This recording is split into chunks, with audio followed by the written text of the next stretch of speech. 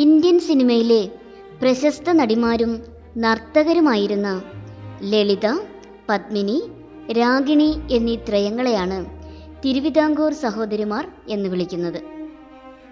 1950 മുതൽ 1975 വരെയാണ് അവരുടെ സുവർണ കാലഘട്ടം. തിരുവനന്തപുരത്തെ പൂജപ്പുരയിലെ മലയ കോട്ടേജിലെ ഒരു വലിയ കൂട്ടുകുടുംബത്തിലെ അംഗങ്ങളായിരുന്നു തങ്കപ്പൻ പിള്ളയും ഭാര്യ സരസ്വതി അമ്മയും. അവർക്ക് 4 കുട്ടികളുണ്ടായിരുന്നു. 1930 ജനിച്ച ലളിത, 32 ജനിച്ച പത്മിനി, 39 ജനിച്ച രാഗിണി, മകൻ ചന്ദ്രകുമാർ. കഥകളി നടനായ ഗുരു ഗോപിനാഥിൽ നിന്നാണ് ലളിതയും പത്മിനിയും നൃത്ത പരിശീലനം ആരംഭിച്ചത്.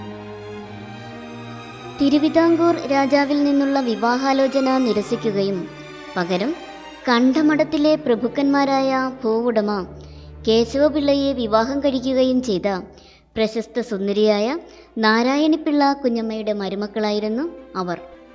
ലളിത, പത്മിനി, രാഗിണിമാരുടെ അച്ഛൻ്റെ അകാല വിയോഗത്തോടെ അമ്മയും കുട്ടികളും മദ്രാസിലേക്ക് കുടിയേറാൻ തീരുമാനിച്ചു.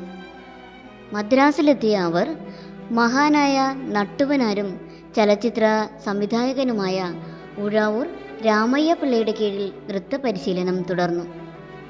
ആ സമയത്താണ് നർത്തകനായ ഉദയ് ശങ്കർ തൻ്റെ കൽപ്പന എന്ന ചിത്രത്തിലേക്ക് നർത്തകരെ തേടി ഒരു പരസ്യം നൽകിയത്. അതിലേക്ക് പത്മിനി തിരഞ്ഞെടുക്കപ്പെട്ടു. ആ ചിത്രം വലിയ വിജയമായില്ല.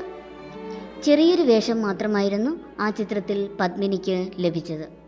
എങ്കിലും 1 വർഷത്തിനുള്ളിൽ വേലൈക്കാരി, ഗീതഗാന്ധി, പാവലക്കൊടി തുടങ്ങിയ നിരവധി സിനിമകളിൽ നൃത്ത ഓഫറുകൾ സഹോദരിമാർക്ക് ലഭിക്കാൻ തുടങ്ങി.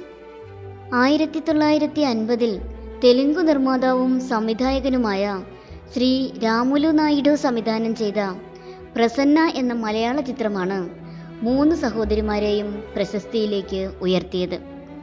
ഈ ചിത്രം വൻ വിജയമായിരുന്നു. ഇന്നും അതിലെ ഗാനങ്ങൾ ക്ലാസിക്കായി കണക്കാക്കപ്പെടുന്നു. 1953 ആയപ്പോഴേക്കും ഇന്ത്യയിലെ ഏറ്റവും പ്രശസ്തമായ ഫിലിം ജേർണലുകളിൽ ഒന്നായ ഫിലിം ഫെയറിൻ്റെ കവറിൽ പത്മിനി ഇടം നേടി. തുടർന്ന് 3 പേർക്കും മലയാളത്തിലും തമിഴിലും തെലുങ്കിലും ഹിന്ദിയിലും നിരവധി അവസരങ്ങൾ ലഭിച്ചു. 1960കളുടെ തുടക്കത്തിൽ പത്മിനി അമേരിക്കയിൽ സ്ഥിരതാമസമാക്കിയ ഫിസിഷ്യനായ TK രാമചന്ദ്രനെ വിവാഹം കഴിച്ചു. വിവാഹശേഷം പത്മിനി അമേരിക്കയിലേക്ക് പോയി. അതേസമയം മറ്റ് 2 സഹോദരിമാരും മലയാള സിനിമയിൽ തരംഗമായി.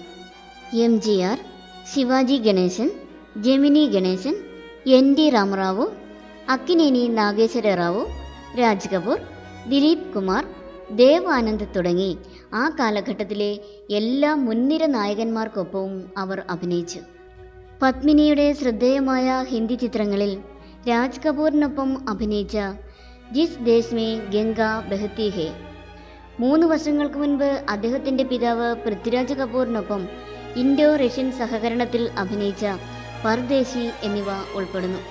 മേരാ നാം ജോക്കർ എന്ന ചിത്രത്തിലെ പത്മിനിയുടെ അഭിനയത്തിൽ റഷ്യക്കാർ വളരെയധികം ആകൃഷ്ടരായി. 1971 അവരുടെ ബഹുമാനാർത്ഥം ഒരു സ്റ്റാമ്പ് പുറത്തിറക്കി.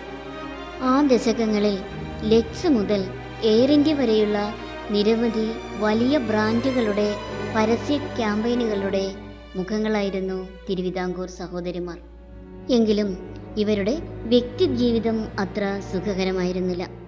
രാഗിണിയുടെ ഭർത്താവ് മാധവൻ തമ്പിയുടെ മദ്യപാനവും അതേ തുടർന്നുണ്ടായ കുടുംബ കലഹങ്ങളും രാഗിണിക്ക് വളരെയധികം മനോവിഷമമുണ്ടാക്കി.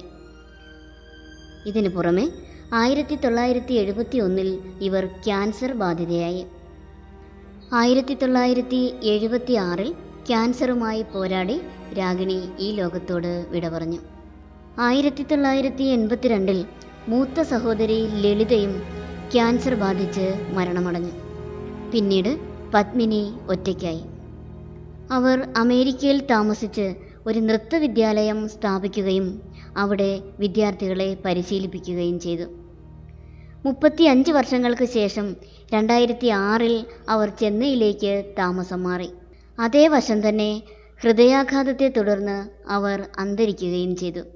പത്മിനിയുടെ വിയോഗത്തോടെ തിരുവിതാംകൂർ സഹോദരിമാരുടെ വലിയ യുഗം അവസാനിച്ചു. 2008 ഇന്ത്യൻ സർക്കാരിൻ്റെ തപാൽ വകുപ്പ് 3 സഹോദരിമാർക്കായി സമർപ്പിച്ച ഒരു പ്രത്യേക കവർ പുറത്തിറക്കി. തിരുവിതാംകൂർ സഹോദരിമാരുടെ അമ്മാവൻ്റെ മകളാണ് അന്തരിച്ച പ്രശസ്ത നടി സുകുമാരി. മാതൃ സഹോദരിയുടെ മകളാണ് പ്രശസ്ത നടി അംബിക സീനിയർ. സഹോദരൻ ചന്ദ്രകുമാറിൻ്റെ മകളാണ് ശോഭന. ലളിതയുടെ ചെറുമകനാണ് കൃഷ്ണ. തിരുവിതാംകൂർ സഹോദരിമാരെ പോലെ മലയാള സിനിമയിൽ സ്വാധീനമുണർത്തിയ മറ്റൊരു താര സഹോദരങ്ങളും ഇല്ല എന്ന് തന്നെ പറയാം.